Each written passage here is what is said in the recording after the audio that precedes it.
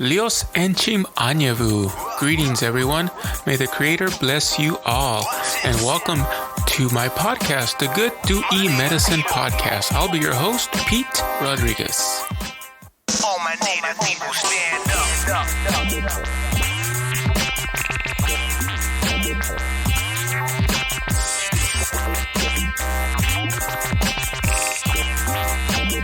All my native people stand up. Welcome, everyone, to the Good to E Medicine Podcast. We are here live on Clubhouse recording this interview. My guest today is Cherylee Francis. She's an Indigenous award-winning filmmaker, cinematographer, editor, musician, world traveler, entrepreneur. She's done a lot of things. We met here on Clubhouse, and we've grown to be... Oh, there's Cherylee.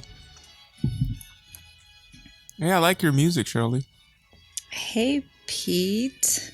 I was just doing the intro. I did like 4 takes already. You're listening to Vicente Fernandez? Yes, I am. Nice. You know what happened today, right? Today or yesterday? Today. No. He is no longer with us. Oh, no, I haven't. I just woke up and had some coffee and that's it. No, I haven't even checked anything. I just got my coffee, got in my cold little office and hit record. Oh, wow. Oh, that's This is my homage to Vicente Fernandez. The mariachi really, he's really very well known. Well, around the world, That's nice. Nice intro.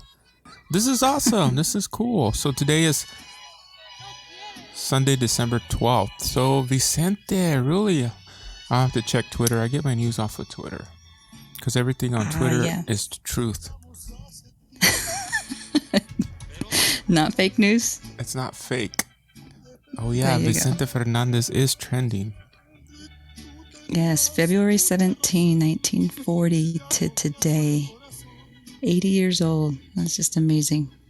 Yeah, I just saw that. Awesome. So, I'm going to start off with my language. Yeah, that's perfect. If there are Navajo people, Diné people in the audience that are listening, shehesh kan adzon inshle, nash ejet kapahan bashish chin ado kitlechini dashanella. Doko osli biyagin nasha akut ego sanan inshle. Cherylee Francis Yanisha. Hello, everybody. My name is Cherylee Francis, and I live here in Flagstaff, Arizona. I am earlier, just a while ago, that kind of sounds funny, I introduced myself in my Navajo language. I started off by addressing my clan. I am from the Yaqui people.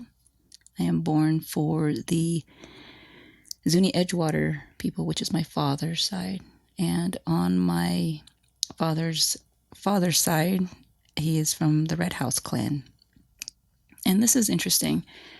I have a complication when I have to identify my grandfather on my mother's side. So I have an adopted grandfather who's from the Salt clan, but it was always unknown. Here's a mystery, an unknown of who my real maternal grandfather was. And he was never revealed to my mother. He was never revealed to a lot of our family members. So when my mom, even to my mom's passing and my mom's passing, she never kind of let out that truth. So it's always been an unknown. But people keep saying I should take one of those DNA, what is it? A DNA test? Me and you DNA, whatever it's called. Never get the names. To find out what could I have been a quarter of me. I guess I have an inkling of what I could be, but it's still unknown. So, even with my life story, my introduction, there's always mystery, I guess. So, who is Cherylee Francis? So, 3/4 of me and my clan, I know exactly who I am. 1/4, I have an idea, but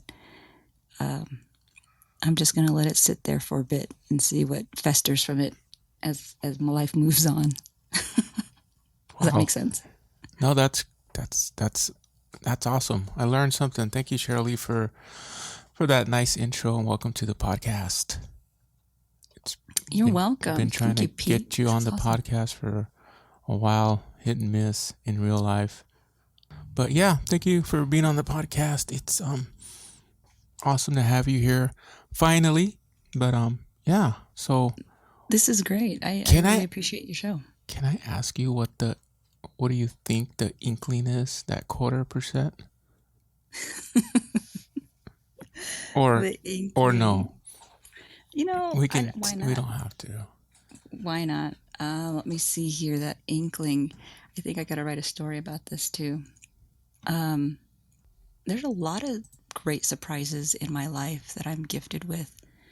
So on my mom's side, there's this mystery, and then on the other side, on my father's side, he comes from a very strong in my culture, in the Navajo culture, a very I don't know how to explain it, but he comes from a long line of strong women.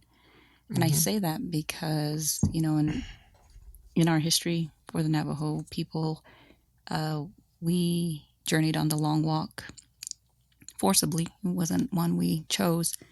From 1964, we were, the Navajo people were taken from parts of Arizona, which wasn't even state yet, taken to the New Mexico territory of Bosque Redondo, about over 300 miles, and placed in a fort, Fort Bosque Redondo, and they were there for 4 years. And so in 1868, they were then, returned, but they had to walk back again.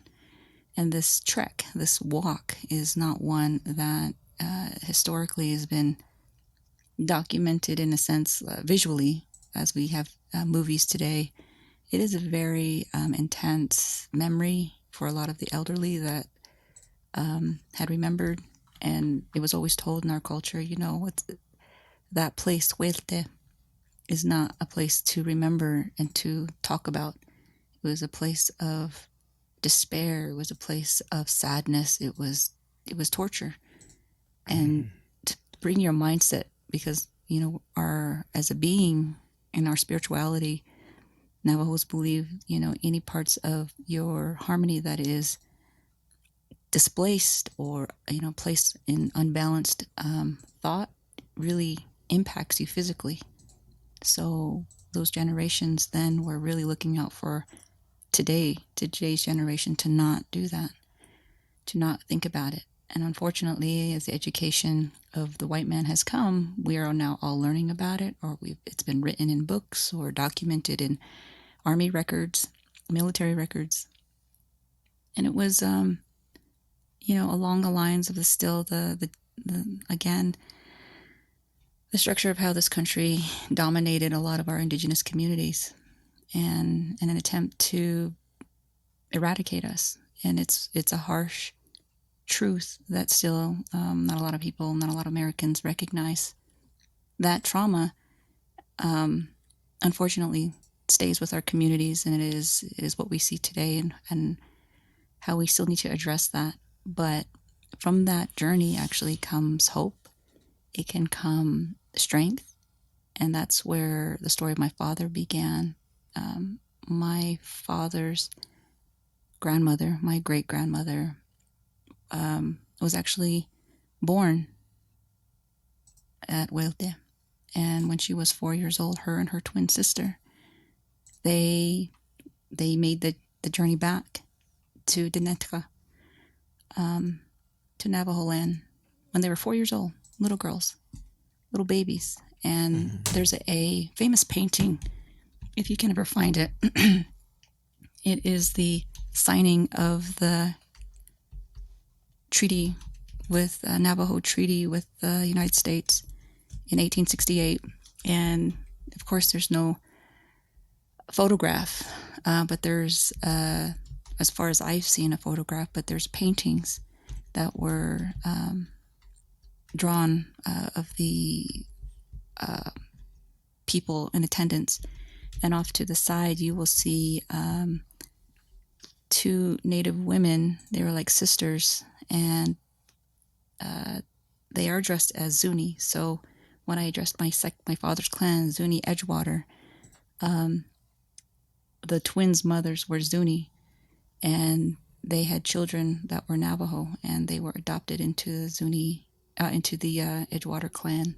So that's why we have Zuni Edgewater as a clan in Navajo. And next to these sisters are the twins, not the two twins, the one set of twins. And those are my father's grandparents, my great-grandparents. So I often, when I see that photo or that painting, I'm reminded that if those two little girls came back, for me to be here today, that has to mean something. That should mean something. I need to make sure that I've either shared that hope story or that I've done something to represent the family that I come from. It's powerful. Not a lot of people were able to make it back. A lot of their families had families lost. So Right. it is something to remember when you have your history like that, to have meaning, because it places that into what you do every day, meaning into your life. So there's my father on that side, and my mother. As amazing as my mother was, I had mentioned I had lost my mother a few years ago, and she was the most powerful woman in my life. And I think a lot of mothers in people's lives represent that. Women are just so amazing. Strong mothers are amazing because they are the providers, they are the protectors, they are the ones who cook for us and feed us and nourish us. At least we hope a lot of our friends and families have good representation as a parent like that. Some families are not as fortunate, but my mother was all of those things. My mother was a great woman. She was a teacher. She was a weaver. She was a seamstress. She was a welder. She was, oh my goodness, a bookkeeper. She made, she did jewelry, silversmith. Wow. She did a lot of things, on a basket weaver. Oh my gosh. So from my mother, I represent all these great talents and gifts from, I guess, both my parents. But I think your initial question was, what do I think that quarter of my missing gene on my mother's side would be? Well, I think, during a time when my mom was sick, and there was a nurse that came into her room, and I was with my mother the whole time. She, at one point, needed a blood transfusion, and so the nurse came in, and she had ordered it, and immediately had told another nurse, she needs O blood. And I remember asking the nurse, why did she order O blood? And the nurse said, oh, well, I worked in Chinle IHS. I've worked on the reservation, and your mom's Navajo, right? I'm like, yeah.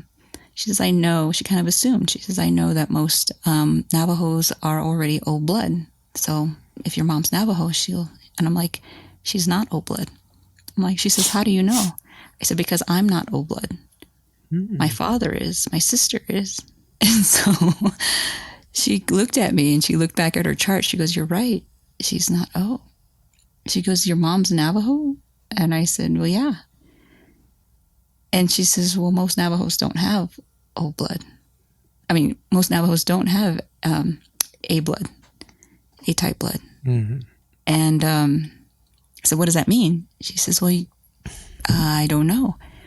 But, regionally, if you look on sites, or if you go to the internet, you can kind of find out where A-type blood resides. I'm like, really? So this was maybe, I don't know, 10 years ago or so. I go on the internet, which was still not a very it was still coming out on the internet. And but I did. I looked at geographically where that came from, and it was not from the majority of A-type blood people are not from here. Let's just say they're across the ocean in a northwest region territory of states in Europe. So I thought that was kind of interesting. And then as life moved on, I started to think, I wonder if that's why I like playing Irish music. Oh, interesting. I wonder if that's why I like classical music. Or I wonder if that's why, you know, I'm drawn to these other types of cultures so easily, as though if it was just natural. I don't know. But to say the least, that if it is, could exist, but the majority of who I am and what I represent is still very much Navajo. My belief and my thought and my spiritual practice, it's tied to being Navajo, 100%. So, with my mother, the same. She was more Navajo than a Navajo, if that ever existed. But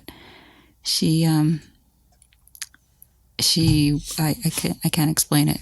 Just amazing being, amazing person that I was gifted as a parent.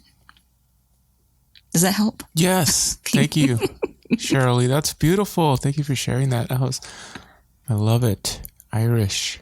There are a lot of people in this world, and I found it mostly from our native community that, you know, aren't so nice, you know. And I don't like saying that, but I've just experienced it and I've seen it, and I wish we could have conversations about that. Do you want me to? You don't want to keep that, right? Sure, we can keep it if it's something that you have a question about. Absolutely. Okay. Are you recording this? It's been recording. I haven't Okay. stopped. Yeah. Do you have questions? Ask me. Let's.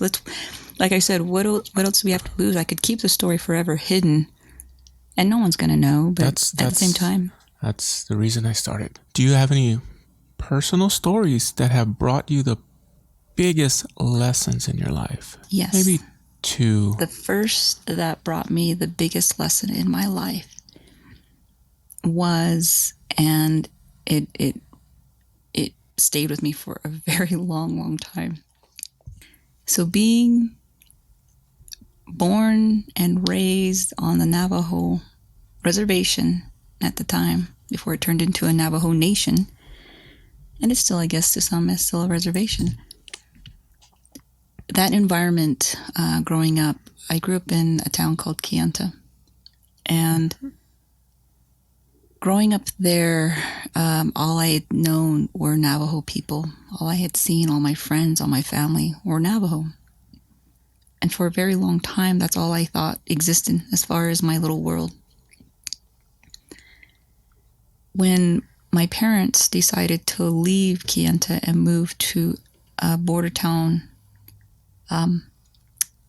community, the community of the city of Page, Arizona, that right there made a shift in my life completely. Living on the reservation is most people can remember, it's not, if you don't know what it's like outside the reservation, what you're at is everything you need. I mean, I didn't need a lot of things. If we needed something, we'd go to town and get groceries and we'd come back. If I needed to play with toys, it was either a hand-me-down, or you'd make it out of, you know, whatever's around, blocks of wood, 2x4s cut up into little blocks, or playing in the dirt, playing with your little puppies or kitties that you have. Making, you know, your imagination is developing in this area, and you make it what it is. And so I loved where I grew up. The one thing that started to change, though, was when we had technology. I've always grown up with TV. Can you believe that? Back in the day on reservations, there was always TV.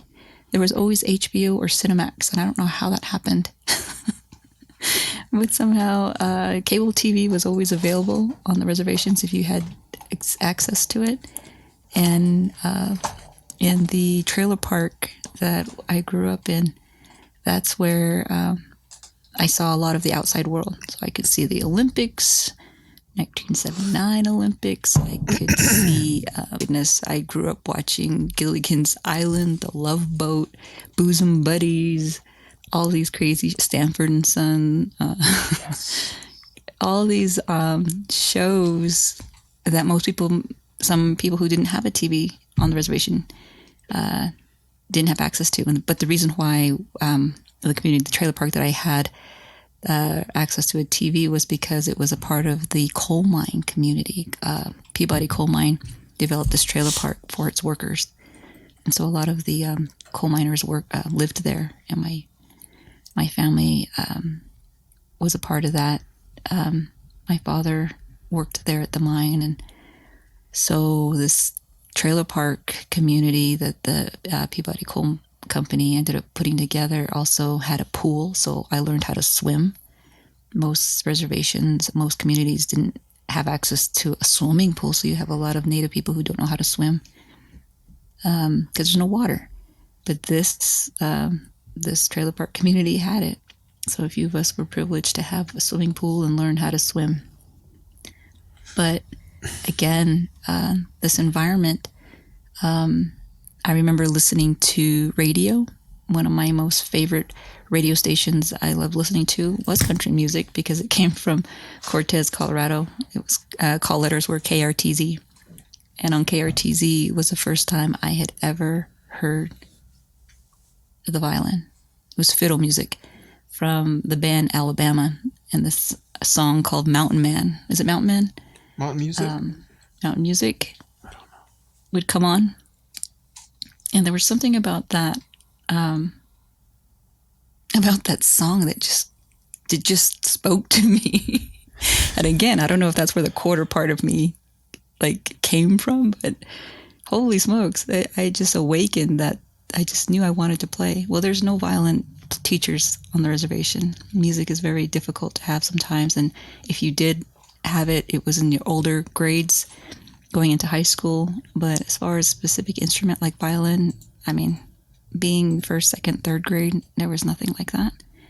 So wanted it in my life, didn't think I'd ever get it. But when my family moved from Kayenta to Page, that is where it changed. So a couple of things happened when we moved to Page. At the time, huge, early 80s. It was a border town. It was racist. It was a very racist environment where the community, majority of the religion is of the Mormon Church. But I remember being only 2 Navajos in a class full of non-Native people. First time I'd seen white people. So many. Very different from where I went to school. And that first, when we moved in the spring. I remember it was March, April. So it was the last quarter of the school year. And they were doing end of the school year tests to see if you can graduate to the next grade. And because I had come in at this very end of the school year, I didn't do so well on these tests that would allow me to go to the next grade. So I remember the teacher bringing in my mom and telling her basically that these tests were taken, and I remember just holding on to my mom and looking at her, and at the same time there was something that caught me from this conversation. Basically it was the whole Cherylee is not going to be able to move on. She's going to be retained and retake the 3rd grade over again. And I remember my mom, her face was kind of, what just happened and why is my child not being graduated to the next grade? And I just remember this conversation that the teacher had saying something about how, she really is not going to amount because she's Navajo. And I remember looking at this teacher like, did I just hear this right? Is my English good enough to pick up at third grade that I was just told I wasn't going to amount to anything because I'm Navajo? It was the first time I had heard something like that in my life. And that's when I felt discrimination for the first time, a prejudice because of my skin. And it just, instead of, well, it kind of did two things. It made me feel little. It really made me feel like I wasn't worthy. But at the same time, there's a part of me that has always known that if you tell me I can't do it, I'm going to do it. And it really pissed me off to hear a white woman tell me that I couldn't be someone because of this. Oh, I was so angry. I just remember feeling, I felt, well, two things. Like I said, I felt little. I felt ashamed because those kids that would go on ahead of me would know that I didn't make it and I wasn't smart enough like them.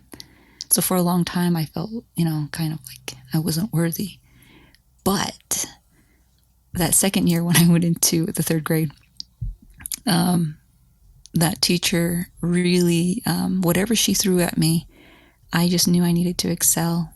And I have to give credit. There was this little Chinese girl that ended up in that class with me. First time I had my first Chinese friend, her family was the one who owned the Chinese restaurant in town. And she was really good at math. And I remember doing these tests and she would sit next to me. But for some reason, when someone's going to compete with you, you just have an instinct. And this little Chinese girl was competing with me to finish these math. We did these really quick 100 math problems in a certain amount of time, race. And we would compete against each other, back and forth. And after a while, I got so good at my multiplication tables because of this Chinese girl. Not to be stereotypical as far as Chinese knowing math, but they were pretty good. She was pretty good.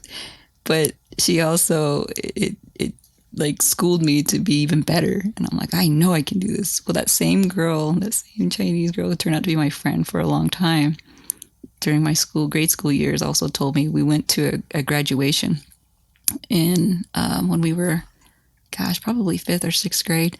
And I remember sitting in the stadium because an older friend of the friend of a family was graduating high school.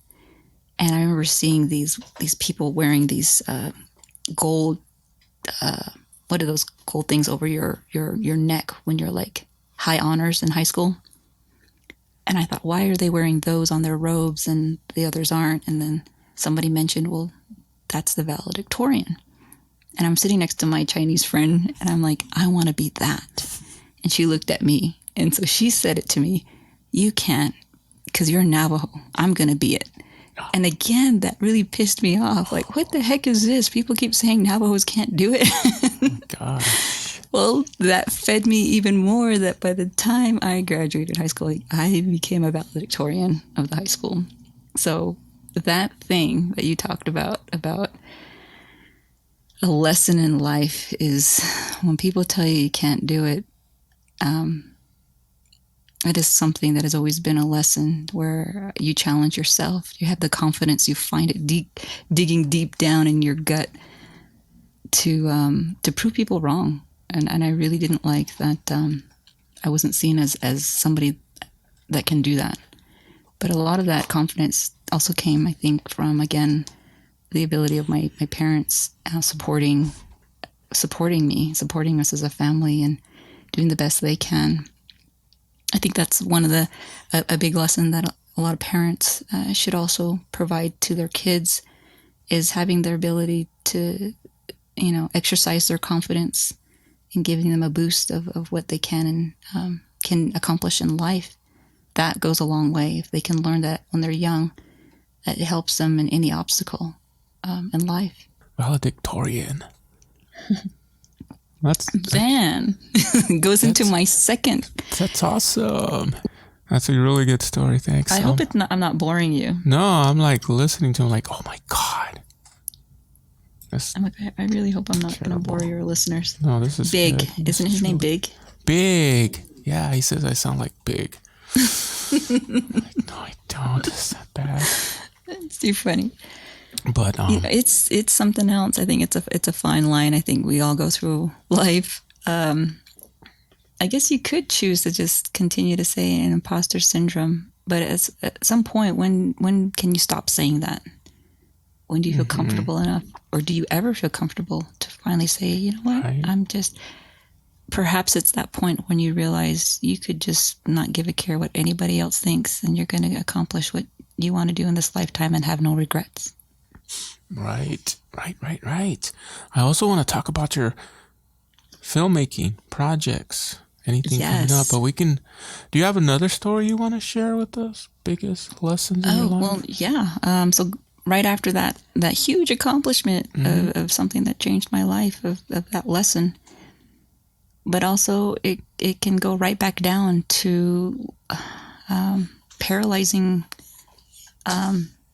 fear and sadness. So right after, just before I graduated high school, I already had experienced the loss of an older sister of mine. And that was the most impactful, one of the most impactful lessons I ever learned in my life. I had never experienced death before, never had a family member pass on at a young age. My sister was young. She was early 20s. She was going to school in college in Phoenix. And I remember spending my the spring break in the spring with her, my spring break, for the last time. And when she returned back after her finals, she was complaining of some pain. Well, we learned not very long after that, her cancer had taken her within 3 months. And it was not even enough time to process what just happened and what is this disease and why did she have it when she was a healthy individual, never took in bad substances, was an athlete, just like that. I mean, there was no example of this type of thing happening in my family, which I could only result to like maybe that one unknown gene, the quarter missing gene. Maybe it came from that, and it attributed to this passing of my beautiful older sister. Well, when she left, it was devastating. My whole family we didn't know how to process it. It's my last year in high school. I did everything I could to kind of keep going, but it was mostly for my mom. My dad was still working. My mom, though, was very hurt, very sad. I mean, can you imagine losing a child before your time and you have to deal with that? How to process that, dealing with all your shoulda, coulda, wouldas, or, it's devastating to see your parent go through that. And I remember having to try to be strong, as strong as I could. But doing that sometimes can also be harmful because the perception is you got it together or that you can handle it. When a lot of the time I needed my own counselor. I was still a kid. I needed somebody to speak to me or understand life or to have questions just about death. And even that in our cultures, particularly for Navajo, you don't speak about it. It's you have a certain amount of days to mourn, and then you're supposed to just accept it and move on. And it's not as easy as it's supposed to be, as the teaching is. I guess you should have family members around all the time or helping you. And in our family, we became a nucleus in a sense because my parents, we had moved farther out of the reservation. My extended families, they stayed within. And that gets more complicated with history and story. If people understand you're having extended families that you don't get along with, and you're not on the same side when you're making decisions about life. So they chose a different life. My parents chose a different life, but it gets even more complicated when it comes to land and ownership and who's owed what, and it gets really messy. So my parents decided, okay, we're going to have this other type of a life, and we're going to provide for our family and our kids this way. So how I grew up is very different than a lot of my extended relatives did. With that, the loss of my sister, it was devastating for years. I was 19 years old, and I remember everybody else was getting attention, and I wasn't getting any attention. I was helping everybody feel strong and uplifting them. And I was wondering, where's my uplift? Who's going to pay attention to me? And I remember going, I had to just pick a college at that point too, after I graduated high school. And I wasn't in the mood to go to school, but because I was given all this money, scholarship monies to go and awarded all these great things, I just, I didn't know that you could actually take a deferment for a year. My counselors in high school never said, maybe you should take a year off. You can still hold off this. I wasn't given that advice. I didn't learn about that until years, like decades later. Like, you bastard counselors, how come you didn't do your job and look out for me? So I just went to school and I just picked one, and one that was close but not far away. In fact, I had chosen all kinds of schools and accepted to every one of them. From California to Nevada to Hawaii to Arizona, and I ended up staying in Arizona, and I chose University of Arizona in Tucson. And I can bring up that story later, but being accepted at the U of A, I came down to Tucson and I became a Wildcat. And from there, though, for the next 3 years, I was not a serious student. I really was crying out, like, I need some attention, I need help, but everybody thought I had it together. I changed majors at least 7 times, but I was also going down a route that, which I found out later, because I ended up having to get some counseling and to understand all these feelings. I ended up trying to live a lot of life between the years of 19 and 22. So my sister passed when she was 22, and I realized that the fork in the road, you take this one and it's going to lead you down all these good things, but you take this other one to see what goes down that road. I took the other road, and or I took that wrong road because I wanted to experience as much as I can, because I thought I wasn't going to make it past 22. That thinking, that psychology, I found out through other counselors, was a lot of siblings who lose their older siblings at a certain age. Mm-hmm. The younger one will feel like they're going to also pass at that same age. That's what I thought was going to happen to me. Mm. So I ended up trying to experience everything I could within the little amount of time that I thought I had left. But then when I turned that age and beyond it, nothing happened. And I thought, oh, well, I made all these crazy mistakes. Can I undo them? They were pretty bad. And academically, oh my goodness, I messed up myself so bad, from being a valedictorian to like what it was when I graduated. Oh, wow. And I thought, what a mess. I was so, again, ashamed. Like, what did I do? And it took me forever to change that around. I eventually graduated from the University of Arizona with a history degree, a major in history, and I minored in American Indian Studies.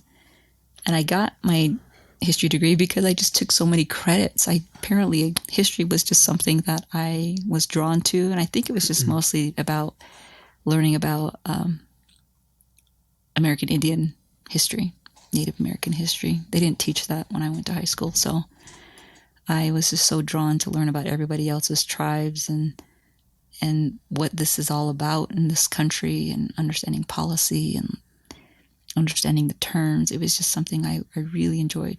But when I graduated with this degree, I did not feel I was strong enough or even wise enough to be a teacher. I was in my 20s, and I thought, what do I know at my 20s to be a teacher of history? So I changed it up. And finally, I guess an epiphany kind of hit me. I was sitting in one of those apartment rental offices, looking for an apartment in Tucson, and I think it was actually around, I want to say Grant and Alvernon, somewhere around there,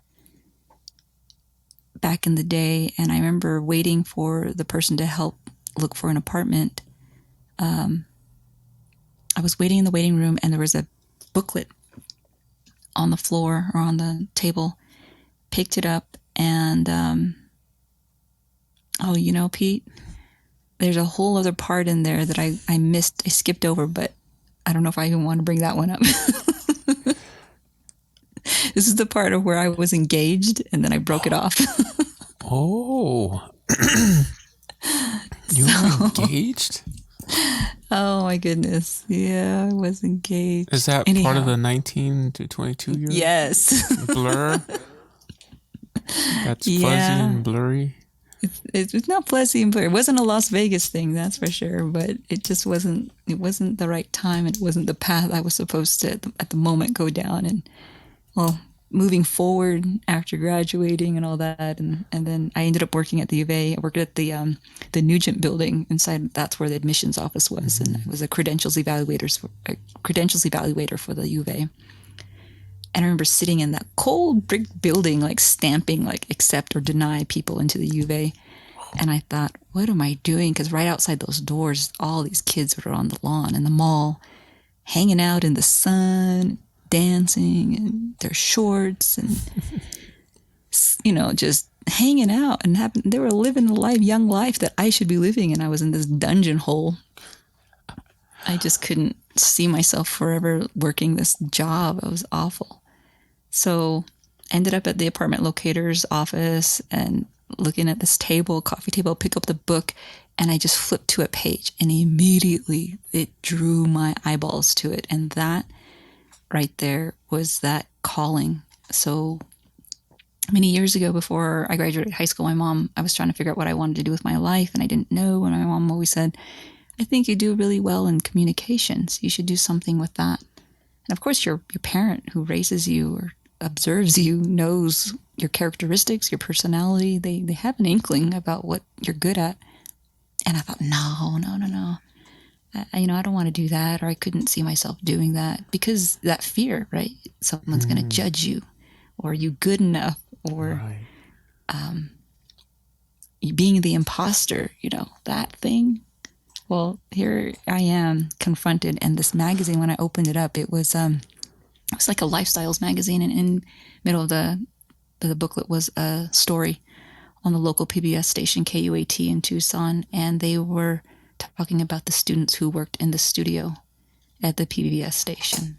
And I remember just looking at, and I'll never forget that image of a student behind a studio camera and a person in front directing it on this stage, on the studio stage. And I remember, wow, that the next day I went straight back to the U of A. Well, mind you, I had graduated. I'm not a student at the U of A, but I went back to Modern Languages building.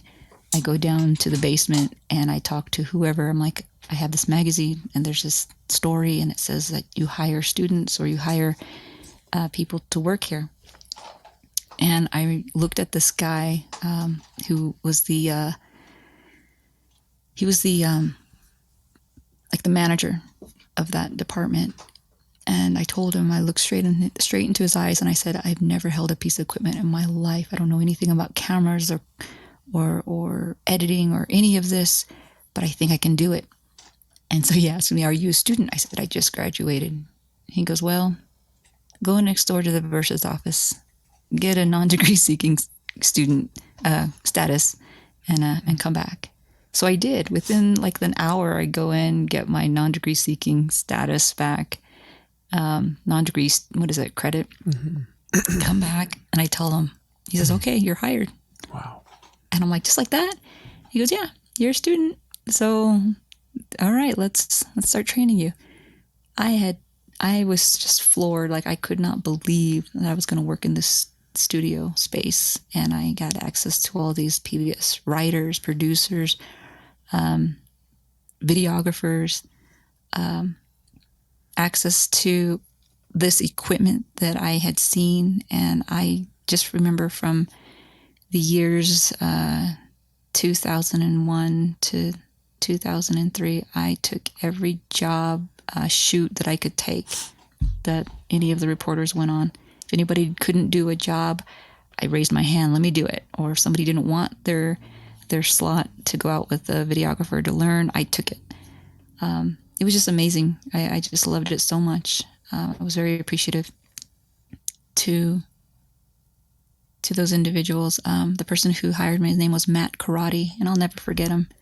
My first guy who hired me to do this work, and he trained us like I've never seen people get trained in this field. I mean, he had tests for us to identify each light bulb.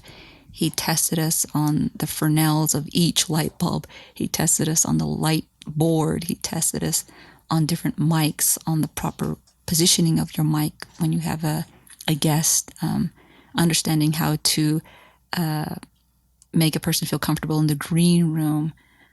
Everything in the studio, you work from the very bottom as a camera operator. And they had those huge, big rolling cameras that it was like used from the 60s, 70s cameras from the old CBS stations or something.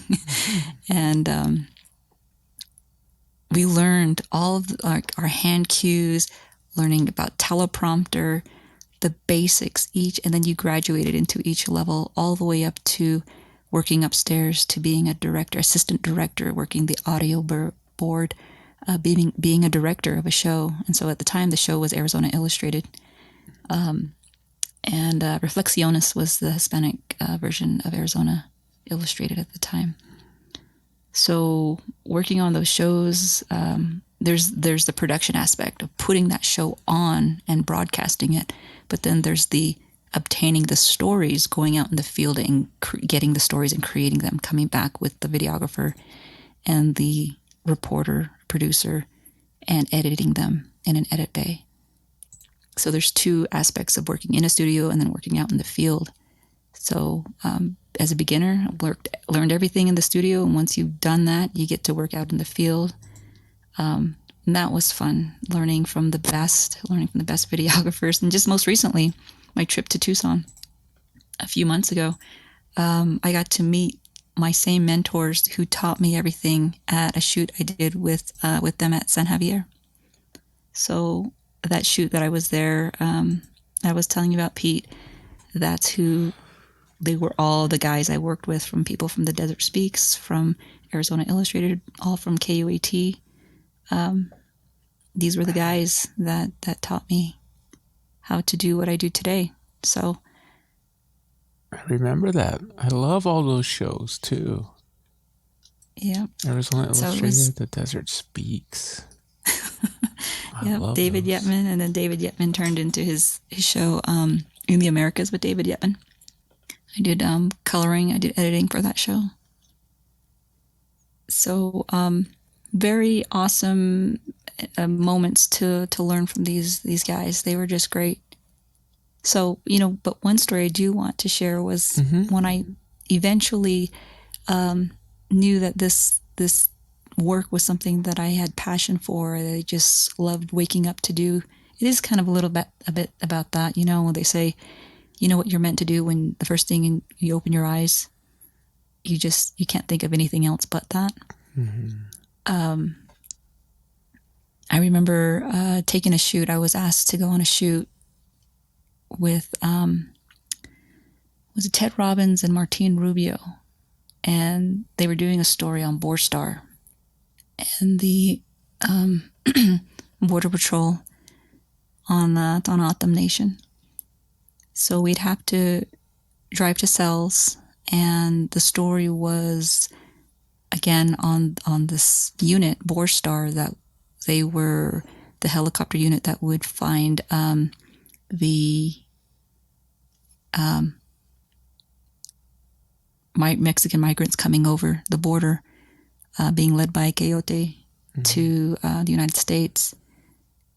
And and this was during the hot summer months of Tucson, that if sometimes the coyote left them in the desert, they they'd have nowhere to go. So this unit was the rescue mission to go find them and make sure nobody perished in the desert, hot sun, but they'd have to be transported back to the border. So the story was following this unit all day.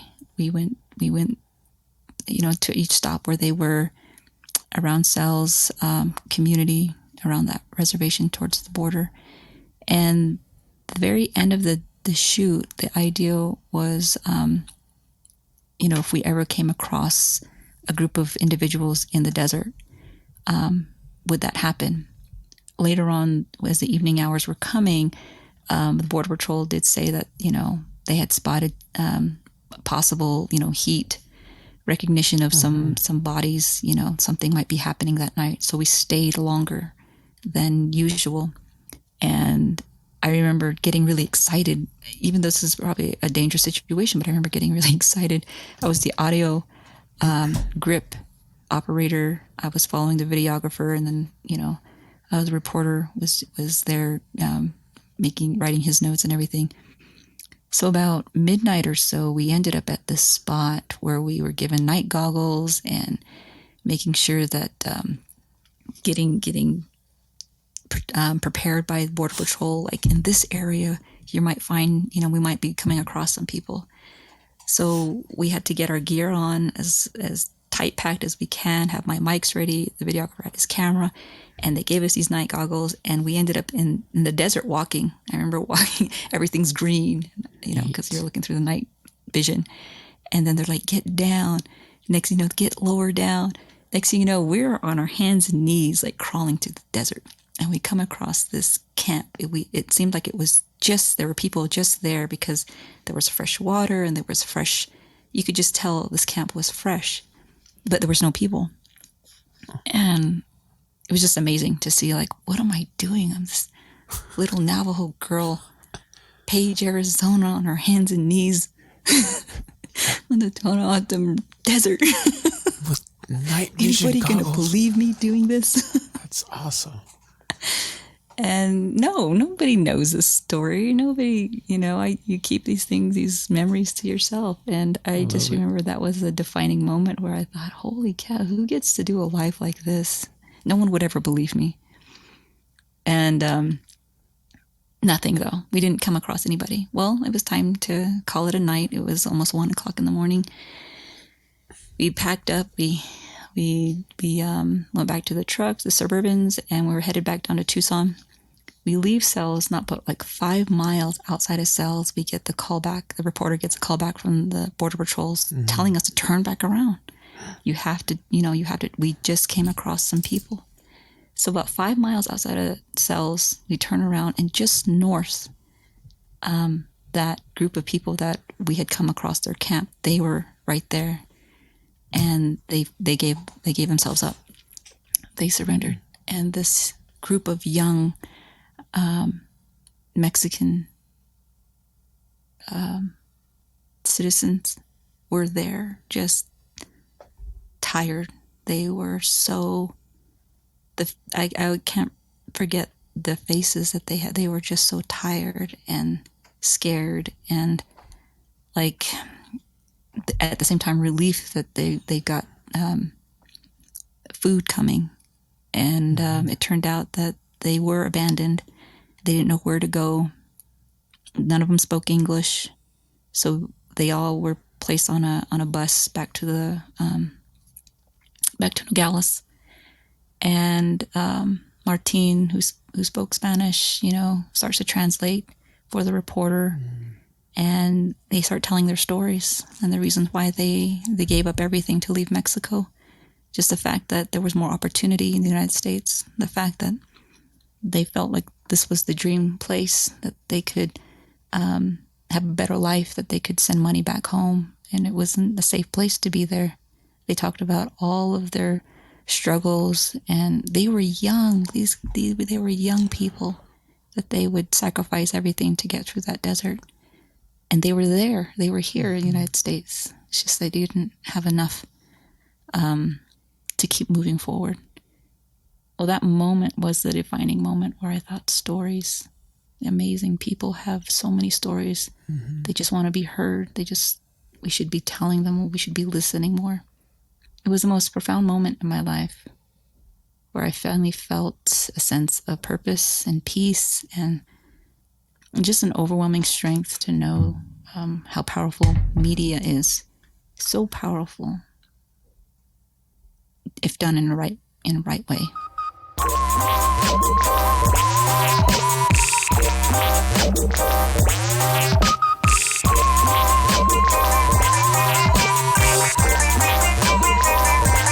All my native people stand up.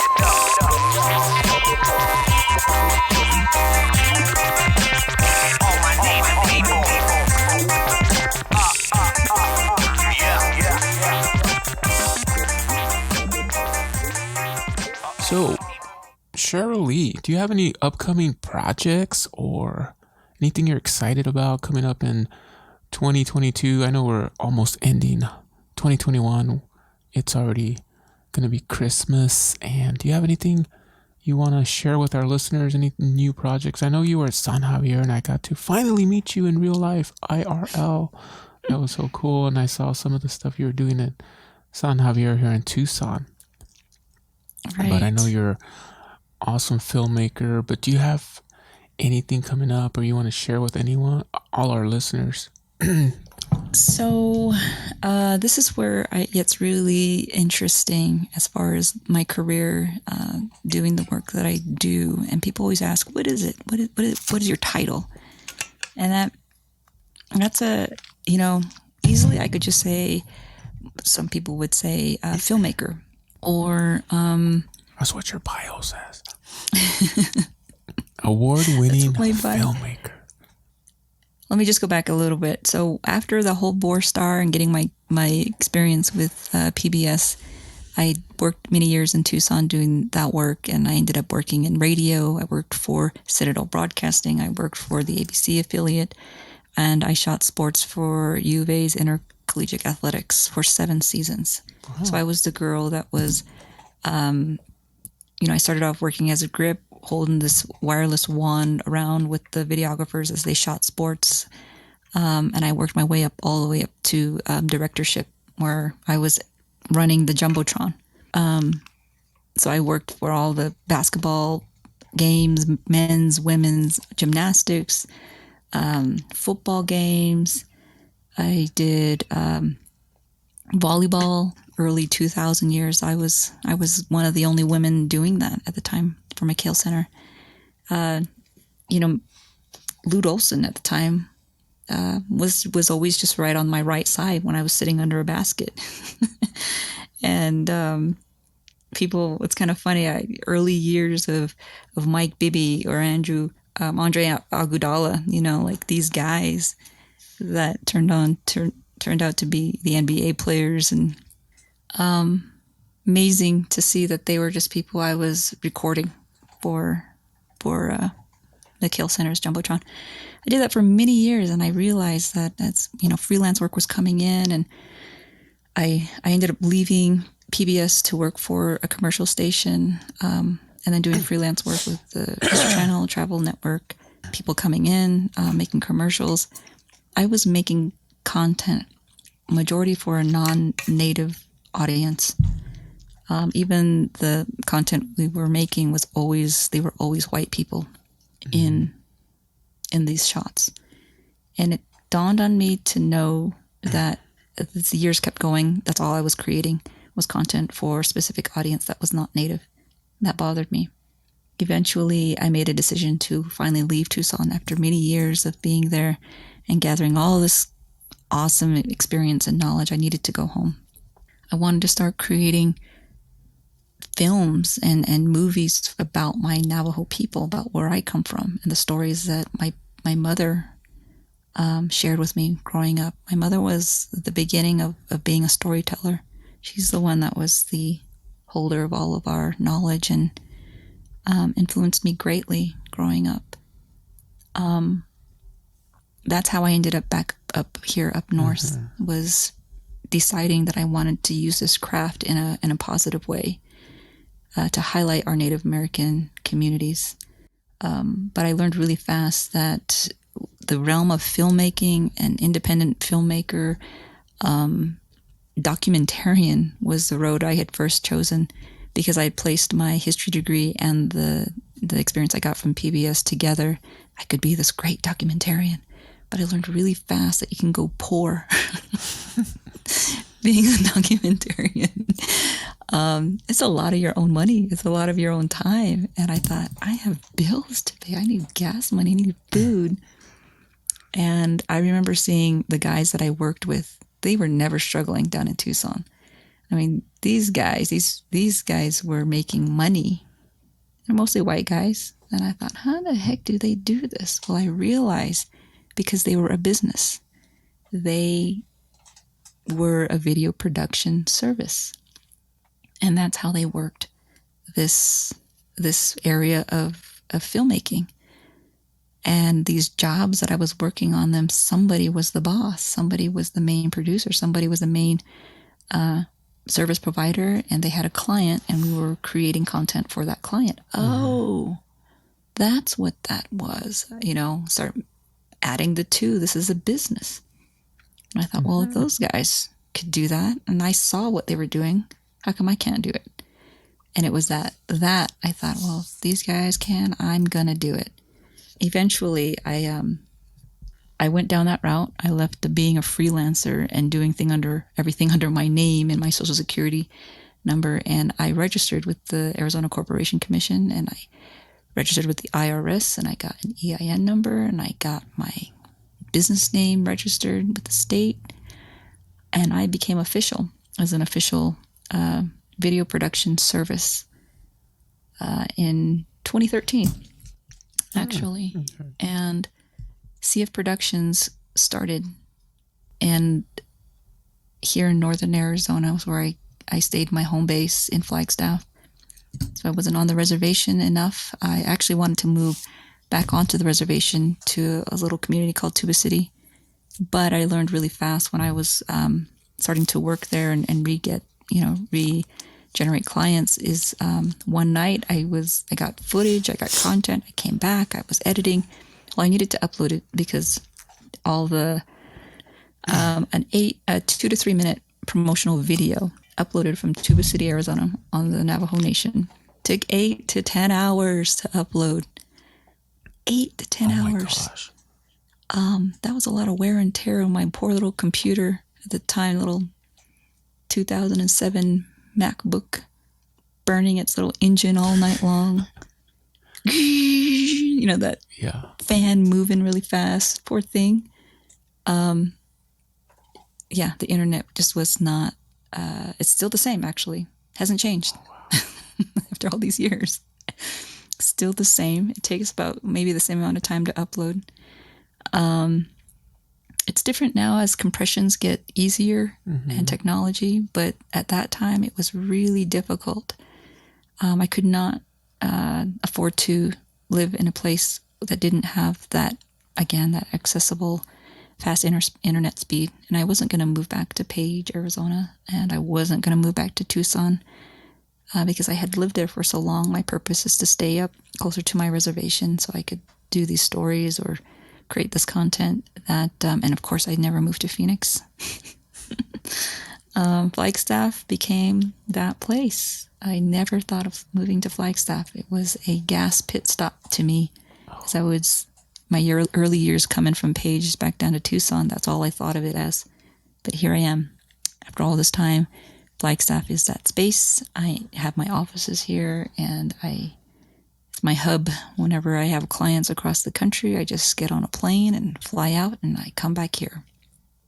Nice. So, as far as the work that I do, going back to that, that's what I ended up creating after all my years of experience is this company, CF Productions, LLC. And to this day, I make commercials for mid-sized to corporate entities, organizations, firms. This content is primarily for our Native American communities. It's for and about our Native people, whether it has to do with health communications in the health field, to educational, to training videos. I made videos for all kinds of clients that I have. I have native clients and non-native clients. I'm also a contractor an independent contractor for Coconino County. So I do a lot of work with the county and their public works department. I've done videos talking about road maintenance. Just this few months ago also, we did a follow-up with in Coconino County, there's a flood mitigation component that was a result of the museum fire that created all the floods because of the last monsoon. So the chief of the United States Forest Service came here to Flagstaff, and they awarded this community with $3.5 million for future flood mitigation measures to help those communities that I was telling you earlier in this podcast about, those communities that got wiped out with the water and floods. So I get to meet, all kinds of people still in this work that I do, from that chief to state representatives. I've met all kinds of individuals, even up to the work that I've done with one of my clients. They were most recent visit was with our First Lady. Jill Biden had come to Flagstaff maybe a few years ago, 3 years ago, before the election of her husband's presidency, of President Joe Biden. A video I did for Tuba City Regional actually reached the eyeballs of the Biden Foundation, which is a foundation devoted to I forget exactly the title. It's for cancer. It's a cancer foundation. And they basically generate, and they, get a lot of the large donations for these services out to communities. And a video I did for Tuba City a few years ago ended up in front of their eyes, and that was enough to get the attention of the Biden Cancer Foundation, where they came to Tuba City because of this video I created and helped create the first cancer center on the Navajo Nation, which is one of the most first cancer centers on any Indian reservation in the nation. So the story I had done, and I created with the public information officer from Tuba City Regional.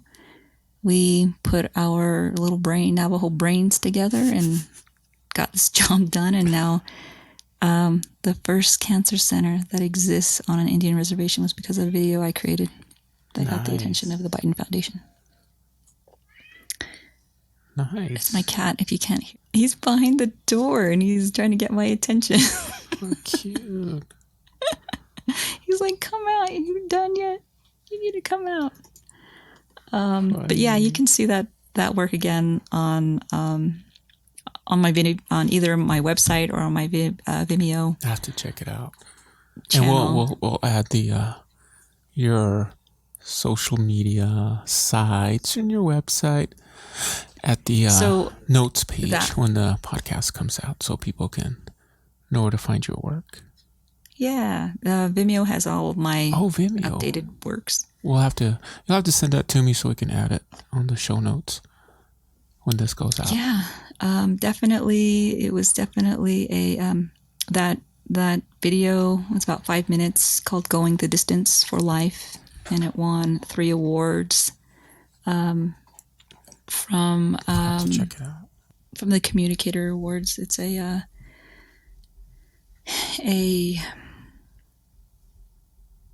system that basically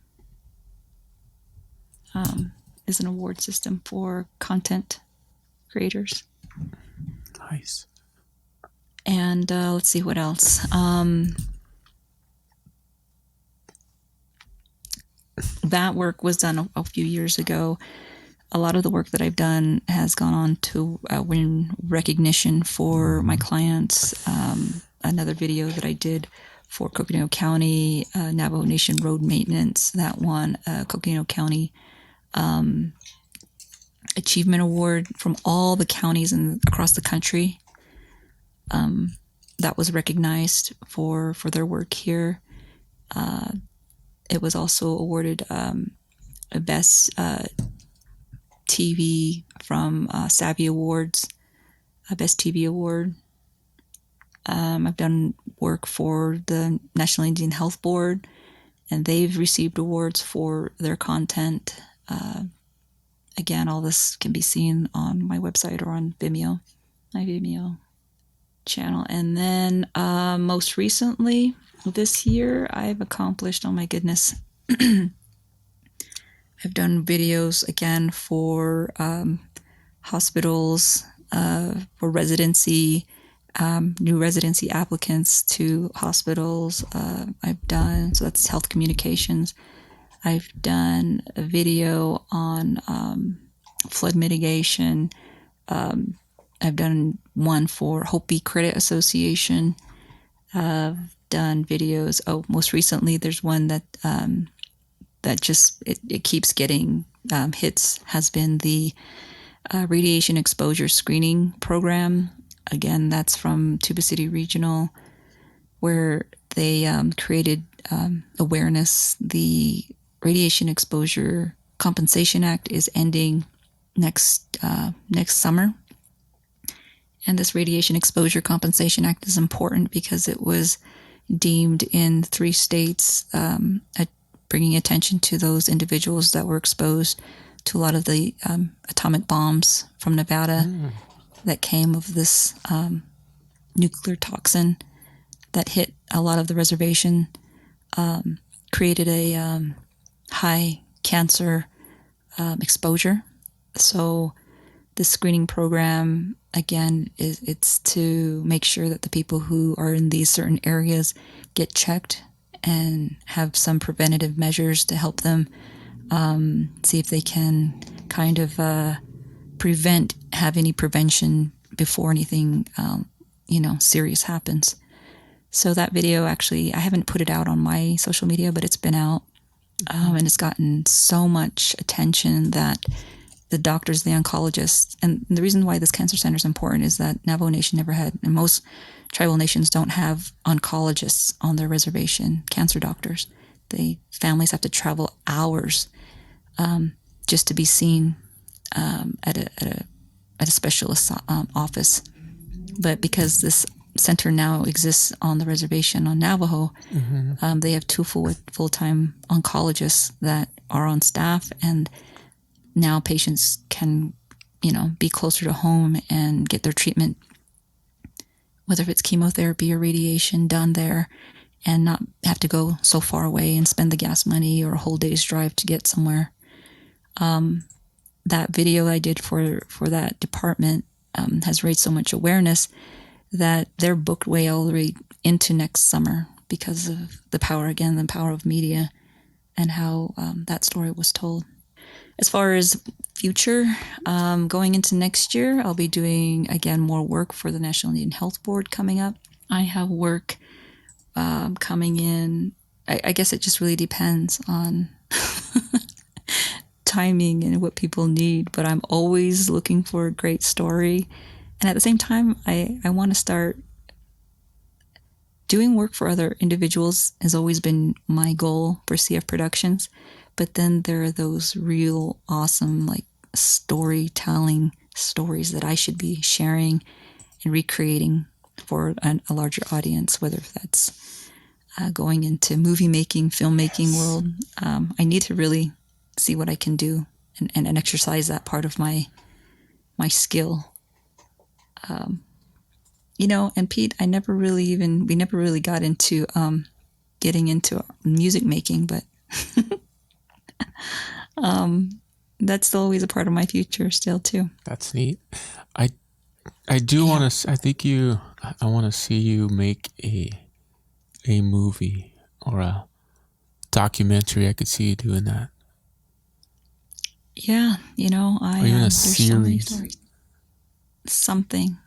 It's right in front of me, and it's just like everybody else. It's just right in front of you. I think it'd be amazing. Oh, I've actually reviewed. I actually help a lot of upcoming filmmakers with their projects. So a really good friend of mine that is an upcoming filmmaker who does a lot of work, does a lot of film. Keanu Benton out of the East Coast. He comes out constantly with really great scripts, and he's out there doing his movie making and putting them into film festivals. And I met him in LA at one of the film festivals there, and we've just always been really good comrades in a sense when it comes to movie making. Mm-hmm. I just reviewed one of his most recent films called Mirror Man. Definitely recommend Keanu's work. Mm-hmm. And also a young and upcoming filmmaker out of New Mexico. He's actually originally from Loop, Flagstaff area, but he now lives in Albuquerque. Keanu Jones. He has projects that he comes out with. Most recent, he had a project that he wanted feedback on. These guys will send me their work and ask for my opinion and ask, what do you think? And can you give me some pointers? So on both of those projects, I've actually given my 2 cents and thought, well, could you do it this way? Or would it be more powerful if you shifted this over here on the timeline? And both of them seem very happy to get actual usable feedback that would improve their work. And I'm glad to, share that information with others because storytelling in a sense is, these days it's so accessible because we have social media and we have our cameras, our phones, and people think they can just automatically be called, a videographer or cinematographer or a filmmaker. But there's still a lot of skills behind all of that. It's a component of understanding what is your story about, who is your audience, what do you want them to do when they see this, or how do you want them to feel? And there's a lot of things to consider when you create content, and it's not, just stuff you kind of put out there. There's a lot of pre-production that goes into making anything that goes out. So I really enjoy always watching films or documentaries because there's always some message. And how do you feel when you get out of the theater? How do you feel when you watch it on HBO Max or something? Mm-hmm. There's always something, and it's inspiring. So I guess that's the end. Is our main point is you want to inspire your audience, just like we all want to be inspired with our lives and our purpose. So definitely, if it's something that I can help provide or give insight to, I'm willing to share my story, share my insight, my experience. The fact that I work in media, particularly the population that I really focus on, are Native American tribal communities when it comes to their marketing tools.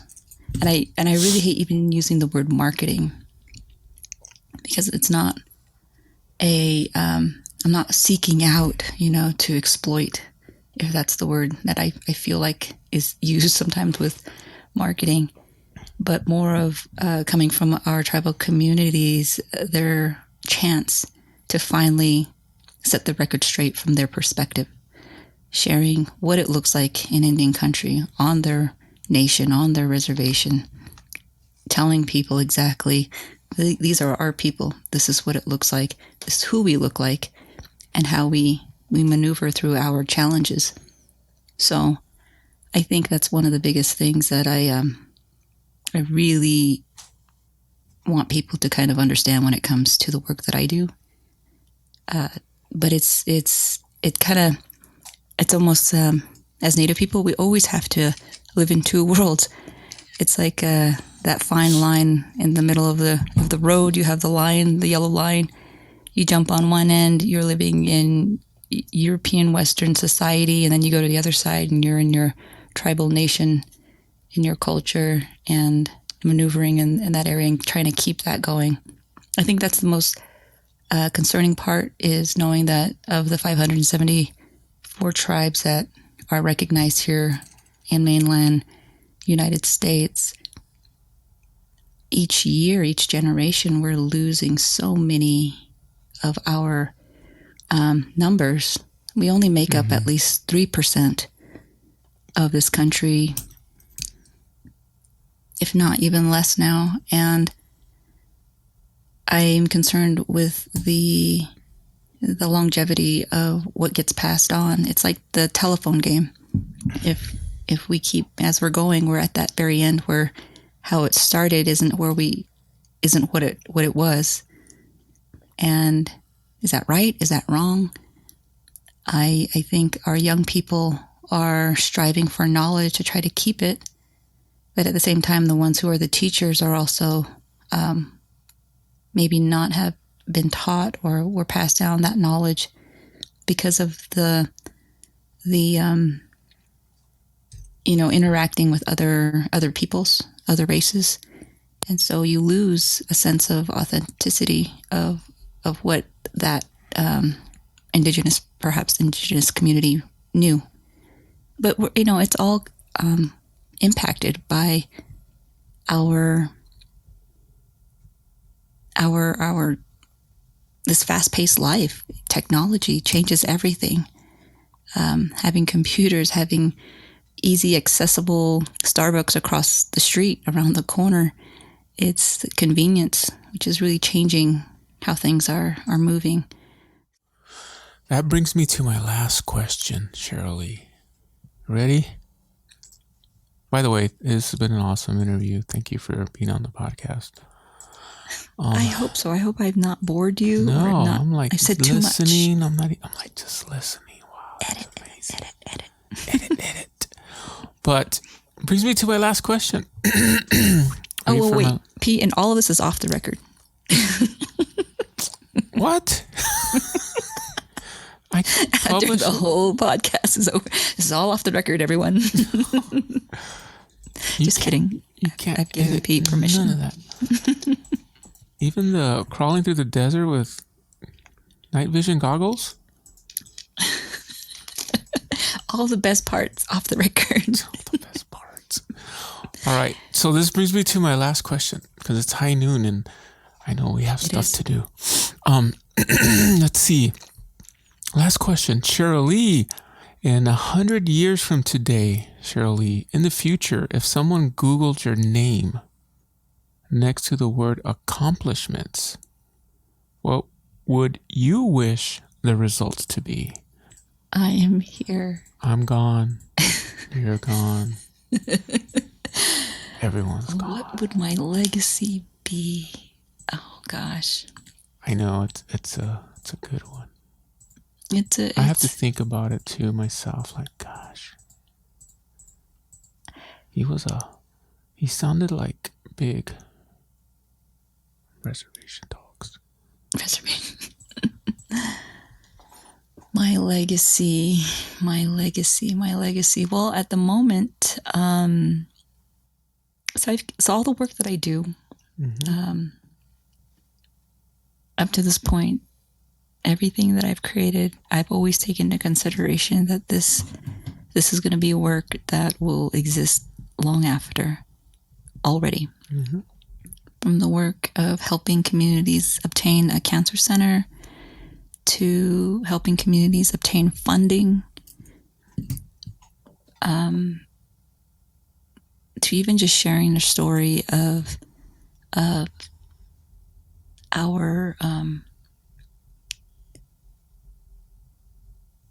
our purpose. And I think at the end, in 100 years, I hope that the work that I'm doing continues to inspire people that it's possible to have a goal, to accomplish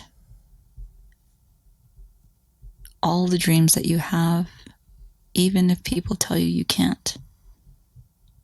I want people to see that the work that I do was done by one person, one woman, who was able to use the tools at her fingertips, who was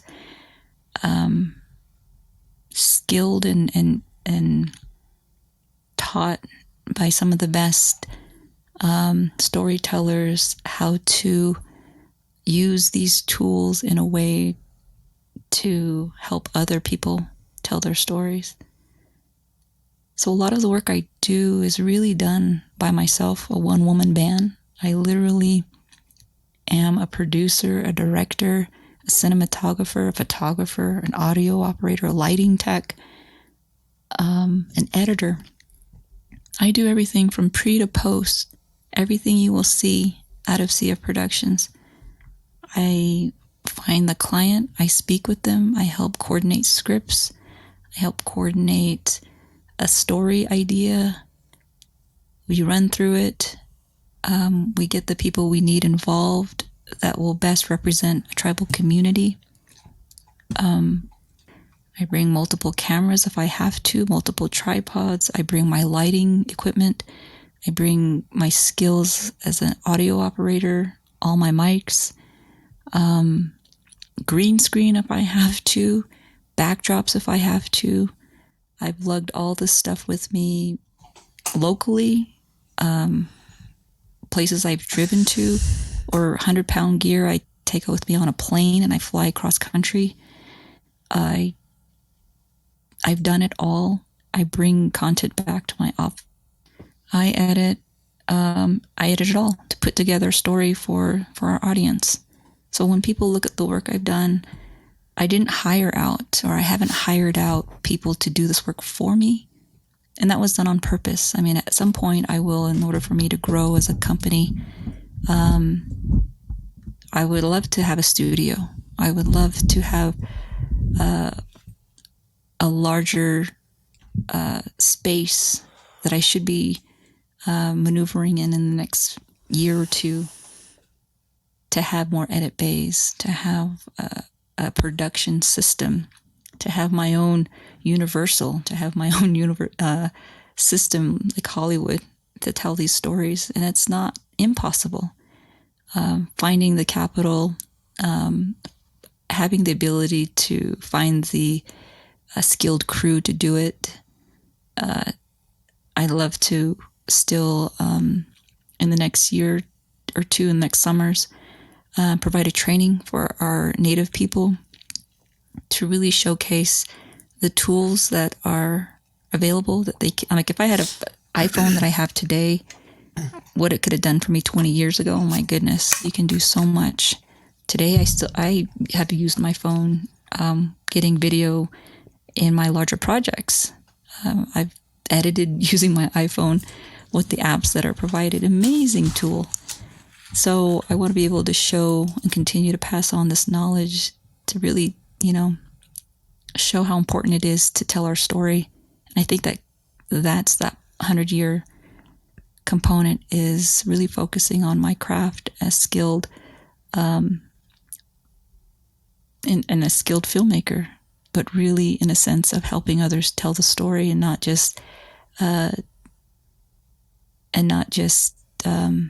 working for other people's story, but telling my own story and seeing if that will also be a part of this larger legacy that I leave behind. Inspiration and hope is the answer to a lot of who we are as human beings. And everyone's looking for that, especially in times of despair and so much negativity. And, what are we all fighting for? What are we all doing here? What is my purpose? Everyone has these questions. So if there's something that creatively that we can create or talk about, like you and this podcast, which is amazing, to listen to other people share their experiences, I think that's what connects us and helps us take that next step and have that next adventure to try something, to challenge ourselves and be more than what we even imagine ourselves to be. So I hope, again, going back to inspiration, I hope that that's what in 100 years the work that I do will be felt by others. Thanks, Cherylee. You definitely inspire me. Just wanted to let you know. And I'm going to get that iPhone 13. Yeah. Update. I think you have iPhone 8? Shush. Shut up. Serious gonna audience. He's keep got that. iPhone 8. He will upgrade. I have the first iPhone SE. Oh my gosh, that's. I- You might as well just try to, No, hack your beeper. You remember beeper? No, I'm definitely gonna. You did inspire me. So I look at your work and I look at I love your answer to the question. Inspiration, hope. Yeah, definitely. I hope I get that out of the podcast as well, inspiring and motivating young people or anyone. Thank you for being on the podcast, Cherylee. This was definitely an experience. We're I really don't share a lot, and because I know you and I feel comfortable speaking with you, Pete, I've shared more than I probably shared with anybody. That's wonderful. Thank you for sharing and taking some time out of your day life. That's what I want. That's definitely what I want from our guests when I do this interview. I want them to share everything, pretty much. Let me know. You can. I want to talk to so many other people also. There's so many cool things right now that's going on. And like you mentioned, 100 years from now, people can listen back or look at your films, listen to podcast episodes, listen to Cherylee, Pete talk about things. So that's my legacy, but that's not my interview, but that's what I want to do. That's what I want to, 100 years from now, I'll be able to listen to this. So I was thinking, like, you know what? I need to do a podcast so I can leave this. And not only mine, but like other people's stories. I want them to hear that. So they'll be out there for many, many years to come. So thanks, Cherylee. I apologize that this has gone on for longer than it should have, and you have to edit. So should I have said something like, thank you, Pete, for having me on your show? No, that's fine. Got some good outro music.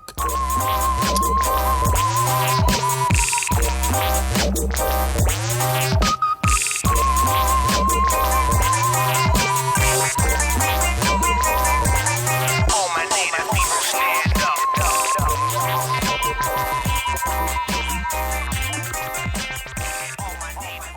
I didn't even mention being a musician. The fact that I played mariachi for Mariachi Arizona at U of A. I didn't know. Or the Philharmonic Symphony at U of A. You'll have to come back on the show when you're famous filmmaker and have a series and I play Irish music. And making lots and I play of fiddle money. music and classical music. If you want to have a band in that, you gotta have a fiddle and an in the ukulele. band. Wow, so you didn't tell me any of that stuff. I know, I didn't. These are the outtakes. Yeah, these are the outtakes. So I play all of those instruments. Pretty cool. I can see you as a film, like making a series or a film, motion picture, working on one. You know what's funny is, In so during the couple pandemic, years. Next couple years. you know what? Thanks, Pete. I'm going to focus on that. I think so. You're gonna. I don't know if you want like that type of. I don't know. I can see that. Definitely. You just got to take baby steps. First, it just starts with a story. You know what? I'm gonna motivate you. You can't do that, Cherylee. I don't think you can do that. Nah. Stop doing that. Nah. Because I will prove you wrong. Nah. I don't think you have what it takes. So shut up. I guess maybe that is it, right? You're not good enough. Nah. You're Navajo. Like, whoa. You're gonna be no famous director. Nah. You tell me I can't do it. Nope. Yep. That's my motivation. Nah. Tell me I can't do You it. can't do it. Jeez. No. That just like bubbles up already, and I know you're You want to just fight? teasing. You want a mic fight? I'll fight you right now. Ouch! Ow! Oh! Put that in. Yeah, it Hollywood. takes. I don't know about Hollywood stuff, but yeah. Hollywood's a whole Yeah, different Hollywood story. is definitely a place. The one thing that I definitely have I need to work on and most all people do. They have something to work on. I always have lots of things to work on. It's just like everybody else, writing, you know. I've always worked with people that can organically just say something, and I work with that. But to actually script something out for someone to say something or project what that person's feeling, it takes time. I definitely observe, like with all films, with all any documentaries are different, because documentaries are usually on the fly. The interviews are just questions like this podcast, and you grab the gems, those sound bites that are great from that interview. But for movie making or entertainment value, or just creating that kind of entertainment is a whole lot. It's different. We need to do something for the holidays. We should have a Christmas clubhouse room.